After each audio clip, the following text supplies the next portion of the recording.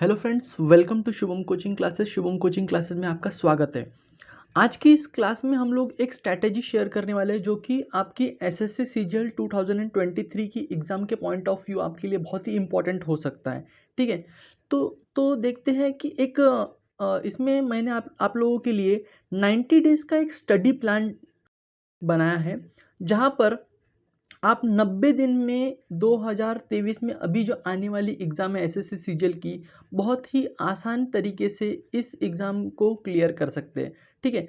तो देखते हैं, सबसे पहले ये एग्ज़ाम क्लियर करने से पहले आप लोगों के माइंड में एक क्वेश्चन आएगा कि इस एग्ज़ाम का प्रिपरेशन हम लोग किस तरीके से करें। ठीक है? तो इसी क्वेश्चन को यहाँ पर दिया हुआ है, 90 दिनों में कैसे हम लोग तैयारी करें। सभी एस्पिरेंट्स या सभी स्टूडेंट्स के माइंड में यही क्वेश्चन आएगा कि 90 दिनों में हम तैयारी कैसे करें जहाँ पर हमारा 100% सिलेक्शन होना चाहिए। ठीक है? तो तो अभी हम लोगों ने देखे कि एक नोटिफिकेशन आया जहाँ पर एग्ज़ाम डेट अनाउंस हो चुकी है। अब यहाँ पर फॉर्म की जो डेट निकलेंगी वो अप्रैल के फर्स्ट या सेकेंड वीक तक के आ जाएंगी। डेट आने का आपको कोई भी वेट नहीं करना है, क्योंकि एग्ज़ाम डेट यहाँ पर ऑलरेडी अनाउंस हो चुकी है। अभी सिर्फ फॉर्म फिलअप करने का नोटिफिकेशन आने का बाकी है। वो भी अप्रैल के फर्स्ट वीक या सेकेंड वीक तक के बहुत ही जल्दी आ जाएगा। ठीक है? तो अभी यहाँ पर हम लोग देखते हैं कि हमारे जो एग्ज़ाम है, टायर 1 एग्ज़ाम है, वो 14 जुलाई से हमारी स्टार्ट होने वाली है। ठीक है? तो अभी हमारे तरफ ऑलमोस्ट 90 टू 100 डेज़ बचे हुए हैं, जहाँ पर हमें एसएससी सीजीएल की एग्ज़ाम का प्रिपरेशन हमें करना है। अब इसके बाद में बात करते हैं हम लोग टायर 2 की एग्ज़ाम्स की। तो सबसे पहले हम लोग हमारे फर्स्ट प्रेफ़रेंस रहेगा कि हमारा टायर 1 क्लियर होना चाहिए। उसके बाद में टायर 1 से लेकर हम लोग टायर 2 तक जब जाते हैं, तब हमें और 90 डेज़ का डिफ़रेंस मिलता है, जहाँ पर हम लोग टायर 2 के लिए और भी प्रिपरेशन कर सकते हैं। लेकिन इस वीडियो में हम लोग सिर्फ़ और सिर्फ़ टायर 1 के एग्ज़ाम की बात करेंगे, जहाँ पर हमारा पहला एग्ज़ाम क्लियर होना चाहिए। देन उसके बाद में हम लोग बात करेंगे टायर 2 की। तो सबसे पहले हमारे सामने 2 तरीके के स्टूडेंट्स आते हैं। 2 तरीके के स्टूडेंट्स आते हैं, एक हमारा बिगिनर स्टूडेंट रहता है और एक हमारा ओल्ड स्टूडेंट रहता है। अब यहाँ पर बिगिनर स्टूडेंट को जहाँ पर जिसको कुछ भी नहीं पता रहता है, उनको तो 90 डेज़ कंटिन्यूअसली ये स्टडी प्लान आप लोगों को फॉलो करना ही करना है। ठीक है? बाकी जो हमारे ओल्ड स्टूडेंट हैं, उनको पता है कि उनको क्या करना है। उनका ऑलरेडी कैसा रहता है, सिलेबस ऑलरेडी कवर रहता है। उनको सिर्फ़ और सिर्फ़ क्या करना पड़ता है, प्रैक्टिस करनी पड़ती है और मॉक टेस्ट देना पड़ता है। ठीक है? तो जो भी उनको डाउट्स वगैरह रहता है या कुछ भी रहता है, वो सबसे पहले अपना सिलेबस कवर करते हैं। देन उसके बाद में उस टॉपिक पर प्रैक्टिस एंड देन उसके बाद में वो मॉक टेस्ट देते हैं। ठीक है? तो यहाँ पर ये इस पूरे वीडियो में हम बात करेंगे हमारे बिगिनर स्टूडेंट की, जहाँ पर जो अभी-अभी जिनका ग्रेजुएशन हुआ है, जिन्होंने फर्स्ट टाइम एसएससी सीजीएल 2023 का फॉर्म भरे हैं, हम लोग उन स्टूडेंट के बारे में बात करेंगे। ठीक है? तो सबसे पहले हम लोग एग्ज़ाम के फर्स्ट टायर की बात करेंगे, जो कि हमारा रहता है क्वालिफाइंग। ठीक है? अब यहाँ पर भी हम लोग देखेंगे कि हमारे यहाँ पर 4 सब्जेक्ट हमें देखने के लिए मिलेंगे, मैथ्स, रीजनिंग, इंग्लिश और जीके। ठीक है?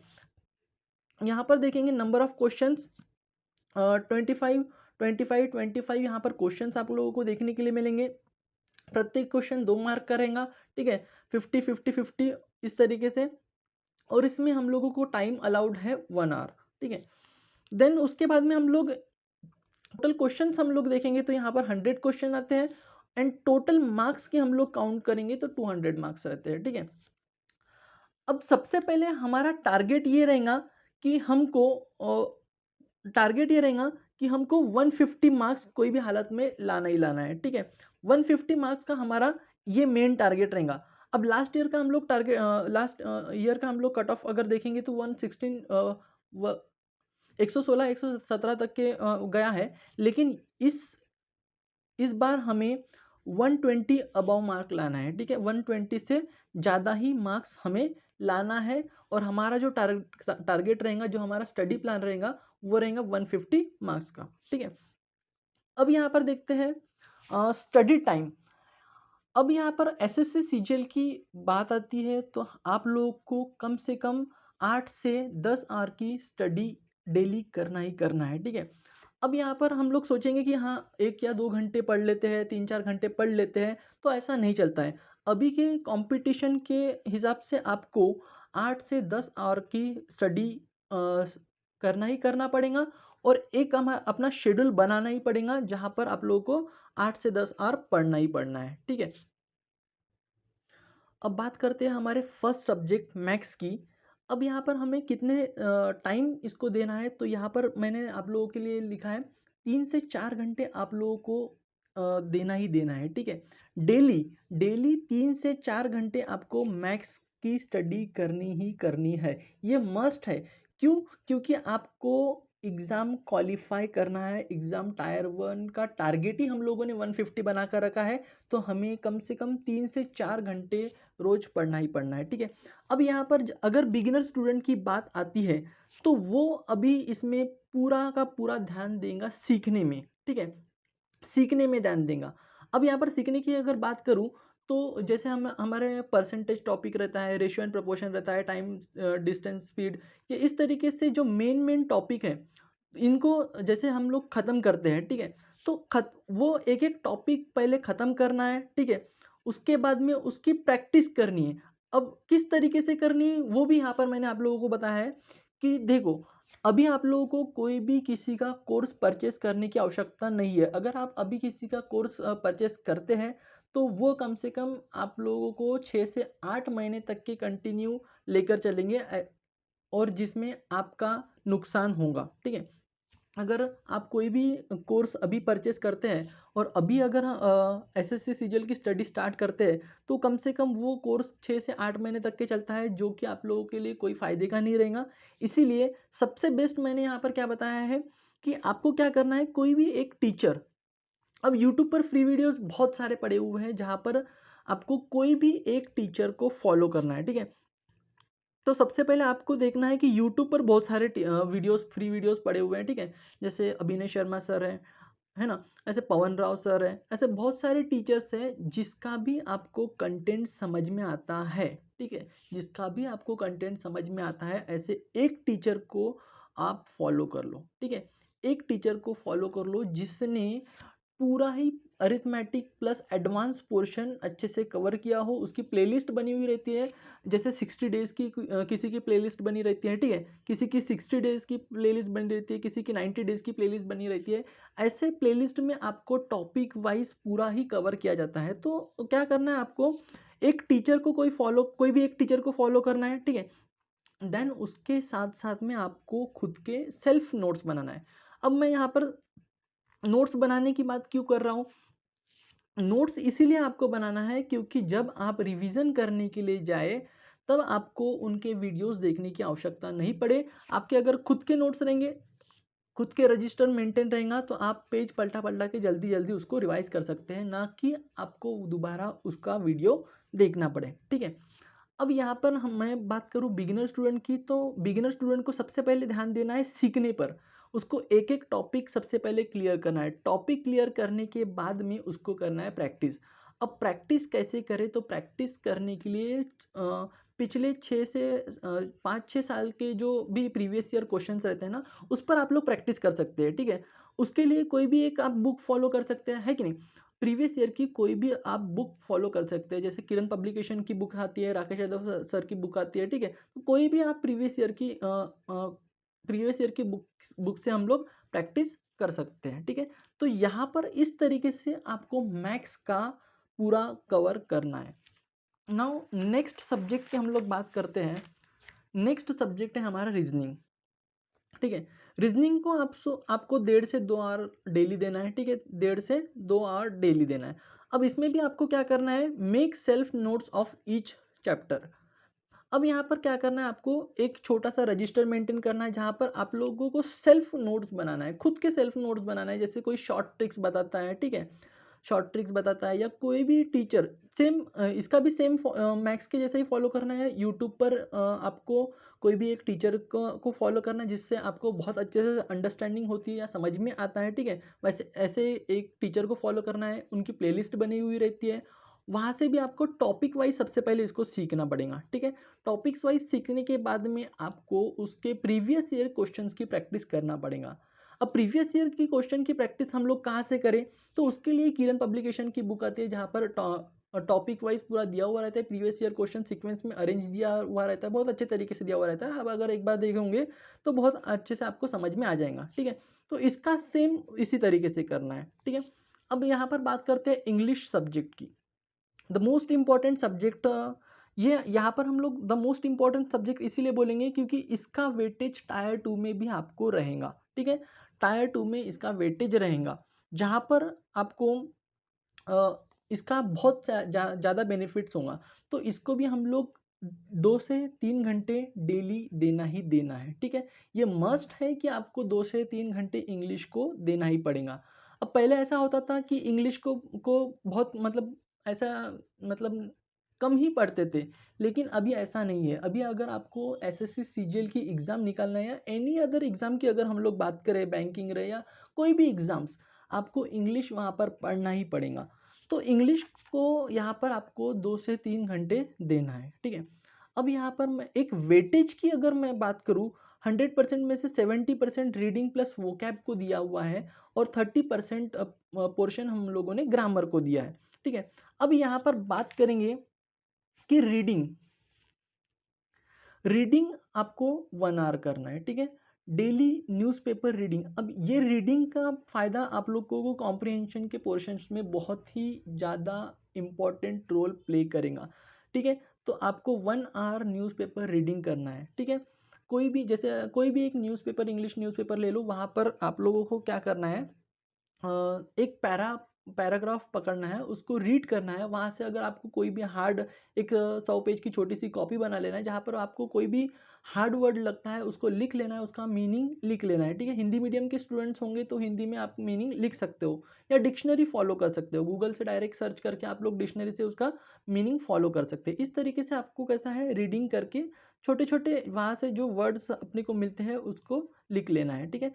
वही वर्ड्स आपके वोकैब में भी काम में आएंगे। अब वोकैबलरी कैसे करें, वोकैबलरी को आपको 1 आवर देना है, ठीक है। अब वोकैबलरी 2 तरीके से आप लोग कर सकते हैं। एक तो आप ब्लैक बुक की एक बुक आती है जहाँ पर प्रीवियस ईयर क्वेश्चन ऑलरेडी दिया रहता है, सीक्वेंस में अरेंज हुए, बहुत अच्छी बुक है ये वाली। या तो आप प्रीवियस ईयर किरण पब्लिकेशन की बुक्स कर सकते हैं या कोई भी प्रीवियस ईयर बुक उठा लीजिए जहाँ पर वोकैब का पोर्शन अच्छे से दिया हुआ हो, ठीक है। तो यहाँ से आपको वोकैब भी कवर हो जाता है। देन नेक्स्ट अगर बात करें तो ग्रामर का पोर्शन आता है, ग्रामर को हमें 1 आवर देना है, ठीक है।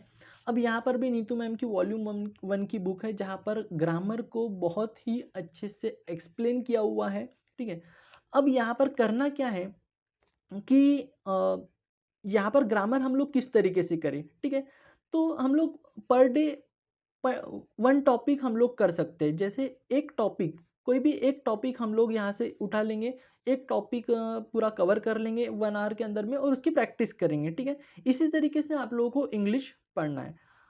अब आप लोगों को और भी अगर डिटेल्स में वीडियो चाहिए, बहुत ही अच्छे से डिटेल्स में हर सब्जेक्ट को किस तरीके से, मैथ्स को किस तरीके से करना है, इंग्लिश को किस तरीके से करना है, रीजनिंग को कैसे करना है, जीके को कैसे करना है, यहाँ पर टॉपिक्स कितने होते हैं, और भी अगर आपको अच्छे तरीके से वीडियो चाहिए तो मैं आप लोगों के लिए सेपरेट सेपरेट वीडियो, सभी सब्जेक्ट को किस तरीके से पढ़ना है, कितने टॉपिक्स होते हैं, इस तरीके का अगर आपको वीडियो चाहिए तो आप मुझे कमेंट बॉक्स में लिख कर बता सकते हैं, ठीक है।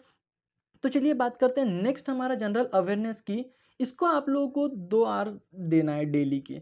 अब इसका भी हम इसको भी 2 आवर अभी क्यों बोला है मैंने, 1 आवर क्यों नहीं बोला है। अब इसका जो पोर्शन होता है वो बहुत ही वास्ट रहता है, ठीक है।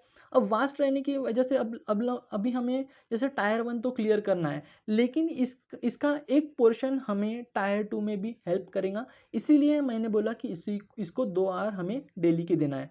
अब यहाँ पर सबसे पहले बात करेंगे तो दो पोर्शन में इसको, 2 टॉपिक्स में इसको बांटा, जैसे करंट अफेयर्स और स्टैटिक जीके, ठीक है।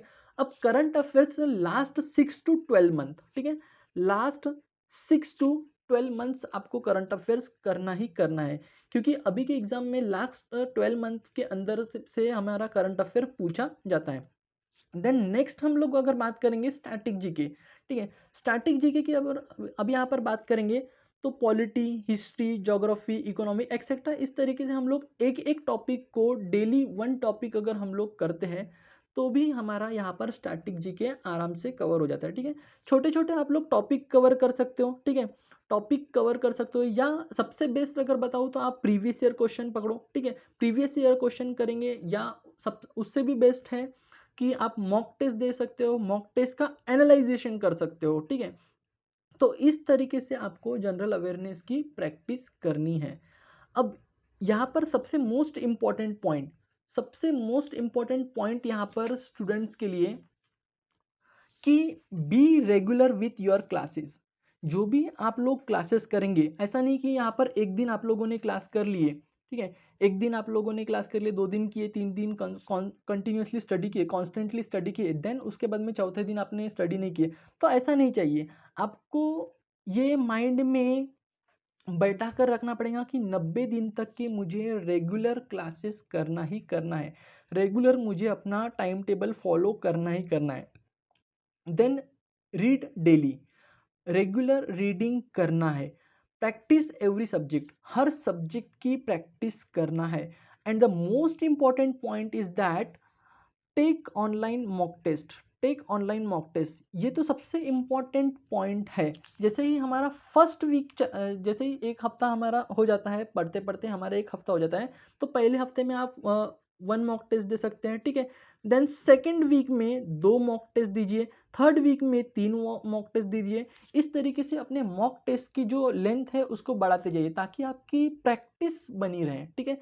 क्योंकि हम लोग इतना सब जो पोर्शन पढ़ते हैं, तो हमें पता कैसे चलेगा कि किस हमारा लेवल कहाँ तक के पहुँचा या कहाँ तक के नहीं पहुँचा है। इसके लिए हमें डेली या हम लोग बोल सकते हैं 1 वीक के बाद में आप लोग मॉक टेस्ट देना शुरू कर दीजिए, क्योंकि वहाँ पे आपको समझेगा कि आप कौन से सब्जेक्ट में वीक हो, है ना? कौन से सब्जेक्ट में आप अगर वीक हो या कौन से सब्जेक्ट में आपको ज़्यादा पढ़ने की आवश्यकता है, ठीक है? देन उसके बाद में हम लोग जैसे पूरे जो भी पोर्शंस रहता है, उनके शॉर्ट नोट्स आप लोग बना सकते हो, या मॉक टेस्ट में कोई अगर क्वेश्चंस आपको हार्ड लगता है या कोई अलग क्वेश्चन लगता है, या उसी का भी आप लोग शॉर्ट क्वेश्चन बना सकते हो, ठीक है। देन उसके बाद में मॉक टेस्ट का एनालाइजेशन, है ना। Analysation is most important part of the examination, है ना। यहाँ पर हम लोगों को क्या करना है कि एनालाइजेशन करना बहुत ही ज़रूरी है, एनालाइज करना बहुत ज़रूरी है। And last important point, revision. Revision हर 2 से 3 दिन में, ठीक है, हर 2 से 3 दिन में रिवाइज करना बहुत इम्पोर्टेंट है। क्योंकि ऐसा होता है कि हम लोग आगे बढ़ते जाते हैं और पीछे का पार्ट हम लोग भूलते जाते हैं, तो ये नहीं होना चाहिए। इसलिए हमें रिवीजन कंपलसरी रखना ही रखना है, ठीक है।